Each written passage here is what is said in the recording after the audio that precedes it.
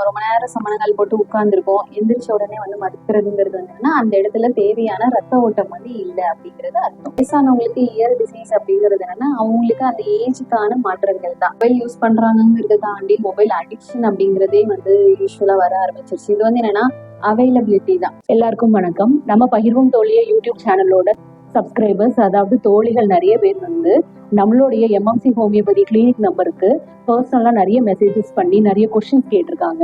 இதை இன்னைக்கு நான் கலெக்ட் பண்ணிட்டு வந்திருக்கேன். இந்த கொஸ்டின்ஸை நம்ம டாக்டர்கிட்ட கேட்டு தெளிவு பெறலாம். வணக்கம்.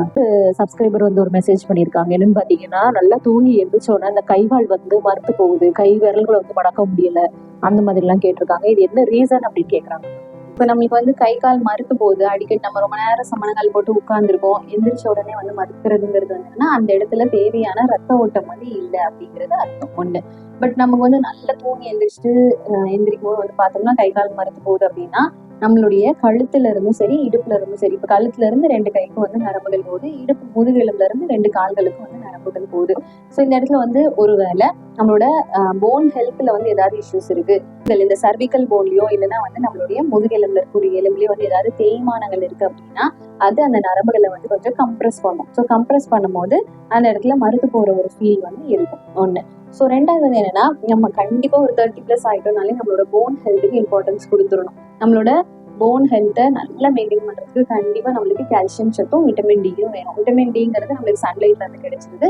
கால்சியம் அப்படிங்கிறது நம்மளுடைய பால், முட்டை, தயிர், நம்மளுடைய நண்டு, இந்த மாதிரியான ஃபுட்ல இருந்து நம்மளுக்கு கிடைச்சிருது. ஸோ ஃபுட்டு, நம்மளோட சன்லைட், இது ரெண்டும் எடுத்துக்கிட்டோம்னா போதும். அடுத்தது நம்ம ரொம்ப நேரம் உட்கார்ந்துருக்கோம், ரொம்ப நேரம் ஒரே பொசிஷன்லயே தூங்கிட்டு இருக்கோம், ஒரே பொசிஷன்லயே இருக்கிறோம் அப்படின்னா அந்த இடத்துல தேவையான ரத்த ஓட்டம் வந்து போகாது. ஸோ இதுக்கு என்ன பண்ணலாம்னா அடிக்கடி வந்து அந்த பொசிஷனை வந்து சேஞ்ச் பண்ணிட்டே இருந்தா போதும். ஒரே பொசிஷன்லயே ரொம்ப நேரம் இருக்காம இருந்தா போதும்.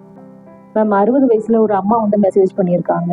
காதுல வந்து இறைச்சல் வந்து அதிகமா இருக்கு மேம். அப்ப காதுல இந்த மிஷின் மாட்டியிருக்காங்க, ஆனாலும் இறைச்சல் வந்து கம்மியாகல, இது என்ன காரணம்னு கேட்டிருக்காங்க. வயசானவங்களுக்கு இயர் டிசீஸ் அப்படிங்கிறது என்னன்னா அவங்களுக்கு அந்த ஏஜுக்கான மாற்றங்கள் தான். இப்போ ஒரு 60+ ஆகுதுங்கும் போது அவங்களோட உடம்புல இருக்கக்கூடிய உறுப்புகள் எல்லாமே கொஞ்சம் கொஞ்சமா வந்து அதனுடைய செயலை வந்து கொஞ்சம் கொஞ்சமா கம்மி பண்றதுக்கு ஆரம்பிக்கும். அவ்வளவுதான். ஸோ அதாவது ஆக்டிவா இருந்த ஸ்டேஜ் எல்லாம் போய் கொஞ்சம் அது வந்து டல் ஸ்டேட்டுக்கு வர ஆரம்பிக்கும் ஒண்ணு. ரெண்டாவது வந்து என்னன்னா அவங்க மெஷின் மாட்டின பிறகுமே அந்த சவுண்ட் கேக்குது அப்படின்னா ஒண்ணு வந்து மெஷின்ல ஏதாவது இஷ்யூஸ் இருக்கா அப்படிங்கறத செக் பண்ணி பார்க்கணும் ஒண்ணு. ரெண்டாவது கண்டிப்பா காது சம்பந்தப்பட்ட டாக்டரை பார்த்து காதுக்குள்ள ஏதாவது வந்து வேக்ஸ் இருக்கா இல்ல வேற ஏதாவது ஃபாரின் பாடிஸ் ஏதாவது இருக்கா அப்படிங்கறதையுமே வந்து செக் பண்ணி பார்க்கணும். இன்னொரு விஷயம் என்ன அப்படின்னா நம்மளுக்கு வந்து சம்டைம்ஸ் வந்து ஒரு தலை சுத்தல் இருக்கு, இந்த காது இறைச்சலோட சேர்த்து ஒரு கிடினஸ் இருந்துகிட்டே இருக்கு, அவங்களுக்கு வந்து நடக்கும் போது தள்ளாடுது அப்படின்னா கண்டிப்பா நம்ம வந்து டிலே பண்ணக்கூடாது. இமீடியட்டா போய் அவங்க பார்த்துட்டு இருக்கக்கூடிய மருத்துவரை பார்த்து சரியான விஷயங்களை வந்து ஃபாலோ பண்ணிக்கணும். பட் இதெல்லாம் தாண்டி ஜென்ரலா ஒரு காது வந்து நம்ம நல்லா மெயின்டைன் பண்ணணும். என்னெல்லாம் பண்ணலாம்னு கேட்டோம்னா நம்ம டெய்லி பட்ஸ் போடுறது, டெய்லி காது வந்து கிளீன் பண்றதுங்கிறது பண்ணவே வேண்டாம். அதை நம்ம பண்ணாம இருந்துட்டோம் அப்படின்னாலே நம்மளோட காது ரொம்ப ரொம்ப நல்லா இருக்கும் ஒண்ணு. அதுவே தன்னால ஒரு வேக்ஸ் மாதிரி வெளியில வரும், அதுக்கப்புறம் நம்ம வந்து எடுத்துட்டா போதும். ஸோ ரெண்டாவது நம்ம வந்து அதிகமா நாய்ஸ் பொல்யூஷன்ல இருக்கும், ரொம்ப அதிகமா சத்தம் வச்சு பாட்டு கேட்குறோம், ஹெட்செட் 2 சைடுமே ஹெட்செட் போட்டு 100% வால்யூம் வச்சு கேட்குறோம்னா கண்டிப்பா டேமேஜ் ஆகும். ஸோ 60 இயர்ஸ்ல போய் நம்ம ஒரு விஷயத்த பாக்குறதுக்கு முன்னாடி நம்ம ஒரு 20s 30sல இருந்தே நம்மளோட இயர் ஹெல்த்தை வந்து நம்ம கன்சிடர் பண்ணிக்கிட்டோம்னா போதும்.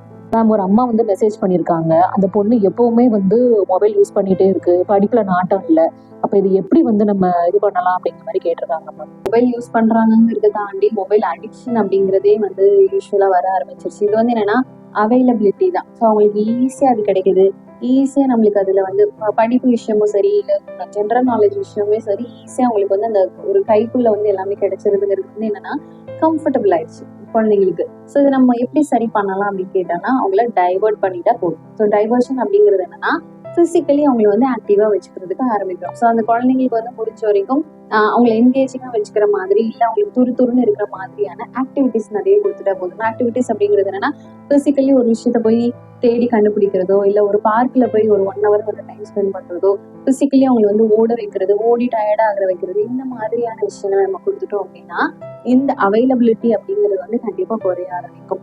ஸோ இதை விட இன்னொரு விஷயம் வந்து ரொம்ப நல்லா இருக்கு, ஸோ ரொம்ப எக்ஸைட்டடா இருக்கு அப்படின்னா கண்டிப்பா அங்க வந்து போக ஆரம்பிச்சிருவாங்க. இந்த அடுத்த எக்ஸைட்டடா இருக்கக்கூடிய ஒரு விஷயம் அப்படிங்கிறது வந்து கண்டிப்பா பிசிக்கலி இருக்கணும். ஸோ பிசிக்கல் எக்ஸசைஸோ பிசிக்கல் விளையாட்டோ இந்த மாதிரி இருந்துச்சு அப்படின்னா கண்டிப்பா அது நிறைய சேஞ்ச் வந்து மாற்றிடும். மேம், இந்த 15-16 வயசு குழந்தைங்களோட அம்மாக்கள் வந்து மெசேஜ் பண்ணியிருக்காங்க ஒரு 2-3 பேர். என்ன அப்படின்னு பார்த்தீங்கன்னா, பொண்ணு வந்து வயசுக்கு வந்ததுல இருந்தே பிசிஓடி பிரச்சனை வந்து இருக்கு, இதனால ஃபியூச்சர்ல வந்து குழந்தை பெறதுல ஏதாவது பிரச்சனை வருமா அப்படிங்கிற மாதிரி பயந்துட்டே கேட்டிருக்காங்க மேம். ஸோ இப்போ வந்து ஏஜ் அட்டன் பண்ணி ஒரு 1 இயர் ஆகும் கண்டிப்பாக அந்த குழந்தைக்கு ரெகுலரான பீரியட் சைக்கிள் வந்து வருதுக்கு. ஏன்னா இது எல்லாமே சடனாக வந்து ஒரு ஹார்மோனல் சேஞ்சஸ்ல தானே ஏஜ் அட்டன் பண்ணுறாங்க. ஸோ அந்த விஷயங்களுக்கு அவங்களோட உடம்பு அடாப்ட் ஆகிறதுக்கு நம்ம கண்டிப்பாக ஒரு 1 இயர் டைம் எடுத்துக்கணும். ஸோ இந்த 1 இயர்ல வந்து பீரியட்ஸ் சில குழந்தைகள் கம்ப்ளீட்டாக ரெகுலராக இருக்கும், இன்னும் சில குழந்தைங்களுக்கு வந்து பார்த்தோம்னா ஒரு 2 months ஒன்ஸ் தான் வந்து இந்த பீரியட்ஸ் அப்படிங்கிறதே வரும். பட் நம்ம ஒரு 1 இயர் கண்டிப்பாக டைம் கொடுக்கணும். பட் அதுக்கப்புறமுமே வந்து இவங்களுக்கு வந்து இர்ரெகுலராகவே தான் இருக்குது. எப்போவுமே ஒரு வெயிட் கெயின் இருக்குது குழந்தைங்களுக்கு. குழந்தைங்க ஒரு வந்து லேசியாகவே இருக்கிறாங்க, ஆக்டிவாகவே இருக்க மாட்டேங்கிறாங்க அப்படின்னா நம்ம இமீடியட்டாகவே வந்து ஒரு ஸ்கேன் பண்ணி பார்த்துக்கிறது நல்லது. ஸோ ஸ்கேன்னால எந்த பயமும் தயவு செய்து படவே வேண்டாம். ஸோ நம்ம வந்து ஸ்டார்டிங்லேயே இந்த விஷயம் பண்ணிட்டோம் அப்படின்னா ஃபியூச்சர்ல வரப்போற இன்ஃபர்டிலிட்டிங்கிறது அந்த குழந்தைங்களுக்கு நம்ம அதை வந்து கொடுக்கவே வேண்டாம். ஏன்னா அந்த குழந்தை பருவத்தை அவங்க கம்ப்ளீட்டா என்ஜாய் பண்ணட்டும்.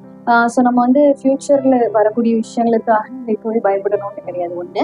ரெண்டாவது, இப்போ இருந்தே அந்த குழந்தைங்களுக்கு அவங்களுடைய யூட்ரஸ் வந்து ஹெல்த்தியா இருக்கிற மாதிரியான ஃபுட்டு வந்து கொடுத்துட்டோம் அப்படின்னா போதும். இதுல வந்து நம்மளுக்கு இந்த கருப்பு உளுந்து, எள்ளு, ராகி, கம்பு இந்த மாதிரியான விஷயங்களை கொடுத்துட்டீங்க அப்படின்னாலே போதும். ஸோ இதுவே வந்து தாராளமா அவங்களுடைய ஃபியூச்சர் ஹெல்த்துக்கு ரொம்ப ரொம்ப ரொம்ப ஹெல்ப் பண்ணி கொடுக்கும். அதே மாதிரி அந்த 15-16 இயர்ஸ்ல இருந்தே நம்ம வந்து அவங்களுக்கு அந்த யோகா பண்றதோ எக்ஸசைஸ் பண்றதுக்கான விஷயங்களை வந்து நம்ம கொடுத்துட்டோம். ஸோ பெல்விக் மசில்ஸ் வந்து ஸ்ட்ரென்தன் பண்ற மாதிரியான எக்ஸசைஸ் வந்து இப்போ நிறைய இருக்கு. ஸோ இது எல்லாமே வந்து நம்ம இந்த இனிஷியல் ஸ்டேஜஸ்ல இருந்தே நம்ம வந்து கண்டிப்பா அந்த குழந்தைங்களுக்கு கற்றுக் கொடுத்துட்டோம். அதே மாதிரி பெண் குழந்தைங்களுக்கு ஏதாச்சும் ஒரு ஆர்ட்டோ இல்லை அவங்களுக்கு செல்ஃப் ப்ரொடெக்ஷன் பண்ணக்கூடிய விஷயங்கள் எதுனாலும் நம்ம வந்து கண்டிப்பாக கொடுத்துடணும். ஸோ அந்த குழந்தையோடைய ஃபியூச்சர் ஹெல்த் வந்து குழந்தை மட்டும்தான் அப்படிங்கிறத தாண்டி அவங்க வந்து எமோஷனலியும் பிசிக்கலியும் வந்து ஸ்ட்ராங்கா இருக்கிற மாதிரியான ஒரு மைண்ட் செட் வந்து நம்ம கண்டிப்பாக கொடுக்கணும். நம்ம சேனல்ல வந்து 30 வயசு கடந்த நிறைய தோழிகள் வந்து இருக்காங்க மேம். அதுல வந்து ஒருத்தங்க கேட்டிருக்காங்க, 30 வயசுக்கு மேல உடம்புல வந்து கால்சியம், இரும்புச்சத்து குறைபாடு வருதுன்னு சொல்றாங்க, நாங்க எந்த மாதிரியான சத்து மாத்திரைகள் எடுக்கணும்னு கேட்டிருக்காங்க. இப்போ நம்ம வந்து டெஃபிஷியண்டா இருக்கிறோமாங்கிறத முதல்ல தெரிஞ்சுக்கணும். டெய்லி ஃபுட்டில் நம்மளுக்கு வந்து கண்டிப்பா அயன் வேணும், கால்சியம் வேணும், மல்டிவிட்டமின்ஸ் வேணும், எல்லாமே வேணும். அதே சமயம் நம்மளுக்கு வந்து ரொம்ப டயர்டா இருக்கிறோம், கால் வலிக்குது, முதுகு வந்து ரொம்ப நேரம் உட்கார முடியல, வலிக்குது, ஹேர் ஃபால் ஆயிட்டு இருக்கு, ஸ்கின்ல பிம்பிள்ஸ் வருதுன்னா அந்த இடத்துல நம்மளுக்கு வந்து டெஃபிஷியன்சி இருக்குதுங்கிறதுக்கான இண்டிகேஷன்ஸ். அவ்வளவுதான். ஸோ அப்போ நம்மளோட டெய்லி ஃபுட்டுக்கு வந்து நம்ம கண்டிப்பா வந்து எக்ஸ்டர்னலா மாத்திரைகளா போடுறதை விட ஃபுட்டா எடுத்துக்கிறது ரொம்ப நல்லது. ஸோ நம்ம எல்லாருக்குமே தெரிஞ்சதுதான், அயன்ங்கிறது வந்து நம்மளுக்கு கருப்பட்டியில இருக்கு, எள்ளுல இருக்கு, கீரையில இருக்கு, எல்லா விதமான பயிர்லயும். ஸோ அயன் அப்படிங்கிறது நம்ம கண்டிப்பா ஒரு வாரத்துல 3 நாளாவது நம்ம கீரை சாப்பிட்டுட்டோம்னாலே கண்டிப்பா போதும். டெய்லி அதே மாதிரி ஒரு பீட்ரூட்டோ, மாதுளம்பழமோ, டேட்ஸும் வந்து எடுத்துக்கிறதுக்கு ஆரம்பிக்கலாம். கருப்பு திராட்சை இதெல்லாம் எடுத்துக்கலாம். கால்சியம் அப்படின்னு வரும்போது நம்மளோட எலும்புகளுக்கான பலம் கொடுக்கக்கூடிய ஒரு ஃபுட். ஸோ அது நம்மளுக்கும் தெரிஞ்சது. அகெயின் நம்மளுக்கு வந்து ராகியில இருக்கு. ஸோ ராகியில வந்து நம்ம டெய்லியும் ஏதோ ஒரு விதத்துல அந்த ராகி எடுத்துக்க ஆரம்பிச்சிட்டோம்னாலே கால்சியம் சத்து நம்மளுக்கு கிடைச்சிடும். இது போக வந்து நம்மளுக்கு கால்சியம்ங்கிறது முட்டை, பால், தயிர், பன்னீர் எல்லாத்துலயுமே நம்மளுக்கு வந்து இருக்கு. ஸோ இது தாண்டி வந்து நம்மளுக்கு மல்டி விட்டமின்ஸ் அப்படிங்கும் போது அந்த சீசனல் ஃப்ரூட்ஸும் வெஜிடபிள்ஸ்ல இருந்தும் நம்மளுக்கு அது வந்து கண்டிப்பா கிடைச்சிடும்.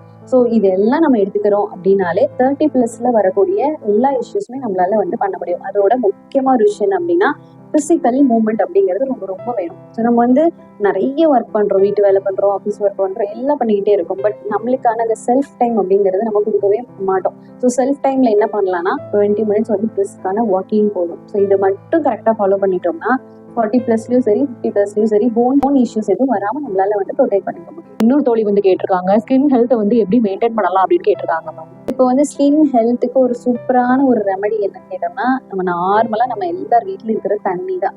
ஸோ எந்த அளவுக்கு நம்ம வந்து ஹைட்ரேட்டடா இருக்கிறோமோ, எந்த அளவுக்கு நம்ம நல்ல தண்ணி குடிச்சு நம்மள வந்து ஒரு செடியில நம்ம டெய்லி தண்ணி ஊற்றும் போது அது நல்லா வந்து ஃப்ரெஷ்ஷா இருக்குல்ல, அதே போல நம்மளோட ஸ்கின்னும் நல்ல பளபளன்னு இருக்கணும்னா நம்ம நல்ல தண்ணி குடிக்கணும். நார்மலா நம்மளோட ஸ்கின் வறண்டு போகாம இருக்கிறதுக்கு ஹைட்ரேட்டடா இருந்தா போதும், தாராளமா போதும். ரெண்டாவது விஷயம் என்ன அப்படின்னா, நம்ம நிறைய வந்து வீட்லயே வந்து பேக் ரெடி பண்ணி அப்ளை பண்ணிட்டு இருப்போம். பட் வந்து நம்ம எடுத்தோடனே ஸ்கின்ல டைரக்டா போய் எதுவுமே அப்ளை பண்ணாம நம்மளோட கையில வந்து அதை டெஸ்ட் பண்ணி பார்க்கலாம். இப்போ நிறைய பேக் இருக்குல்ல, தயிர், முல்தானி மிட்டி, ஆலோவேரா ஜெல், இந்த மாதிரி நிறைய இருக்கு.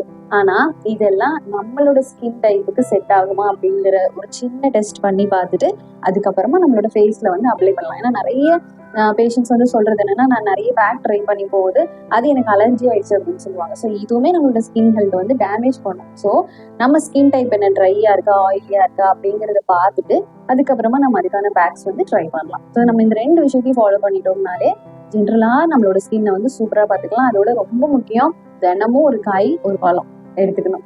ஸோ அது வந்து வெஜிடபிள் சாலடாகவும் இருக்கலாம், நிறைய பொரியல், கூட்டு, காய்கறியாகவும் இருக்கலாம். ஃப்ரூட்ஸ்ன்னு வரும்போது ஒரு ஃப்ரூட், ஏதாவது ஒரு ஃப்ரூட் நம்ம வந்து கண்டிப்பா எடுத்துக்கணும்.